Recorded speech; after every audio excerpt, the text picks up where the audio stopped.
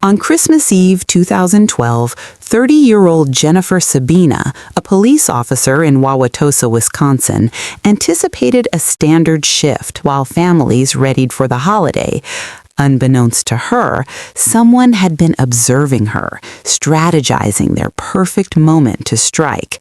At 3:45 a.m., the tranquility of the night was shattered by gunfire. Jennifer, who had trusted her assailant, was soon to be fatally attacked. Born on June 21, 1982, Jennifer had aspired to become a police officer since childhood, achieving top honors at the Milwaukee Area Technical College Police Academy before joining the Wauwatosa Police Force in January 2011. She was noted for her maturity and communication skills, and by July 2012, she was qualified for solo patrol. Just weeks prior to her tragic end, she completed her probation. In nearly a century, her department had never lost an officer. And she was also... Jennifer's contributions transcended her police duties. She was also an influential mentor in her church community. Her involvement positively impacted many young girls, including Maggie Ross, who regarded Jennifer as a significant figure in her life. Jennifer's engaging smile and unique blend of strength and empathy made her well-suited for her job. She sincerely cared for the citizens she served. Jennifer's romantic journey mirrored a fairy tale. She and high school classmate Benjamin Sabina rekindled their relationship via email while he served in Iraq, eventually falling in love. Their wedding was idyllic, with Jennifer dressed in white and Benjamin in his Marine uniform, showcasing his commendations as a decorated war veteran. Following a traumatic injury during the war, Jennifer supported Benjamin through his recovery, expressed affection through notes, and eagerly awaited their time together. However, beneath the surface of their seemingly perfect life, Benjamin returned home deeply altered by his wartime experiences. In a 2010 church video, he revealed a stark return to darkness and anger, hinting at unresolved psychological trauma from his service. He bore the weight of having taken many lives, including that of a young boy he had initially befriended. Jennifer noticed warning signs of her husband's mental decline, sharing her fears with a colleague just weeks before her murder, including an incident where Benjamin had threatened her with a gun. Despite her worries and attempts to support him, he began stalking her, tracking her patrol shifts, and plotting an attack.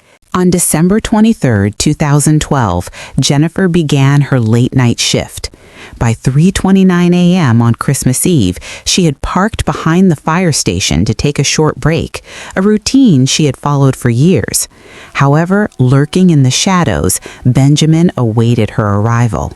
When she exited the fire station, he ambushed her from behind, shooting her twice before using her own gun for 3 more shots.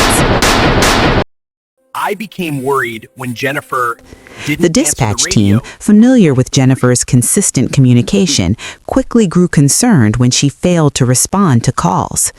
Just a short time later, Officer Stahl found her lifeless body at the fire station.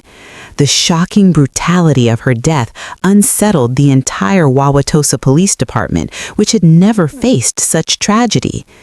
Initial investigations quickly revealed critical evidence connecting Benjamin to the crime.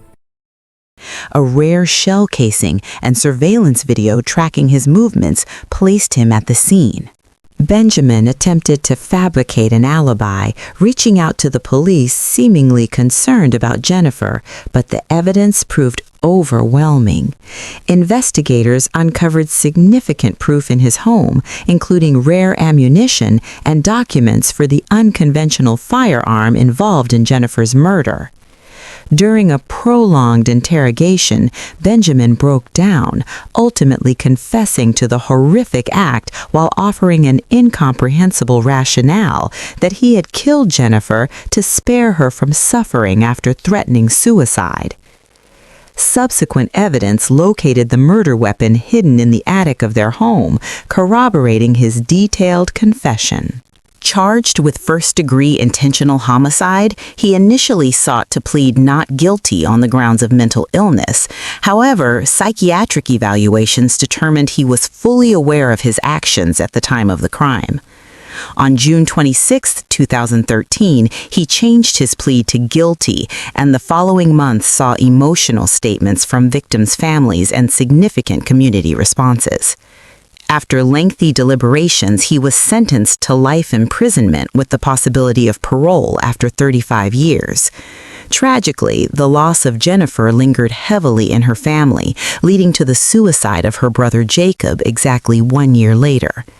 The community united in remembrance, launching memorial initiatives to honor Jennifer's legacy. Her name is now inscribed on the National Law Enforcement Officers Memorial, a lasting tribute to her service, dedication, and the compassionate person she was, not how her life ended, but in how she lived it.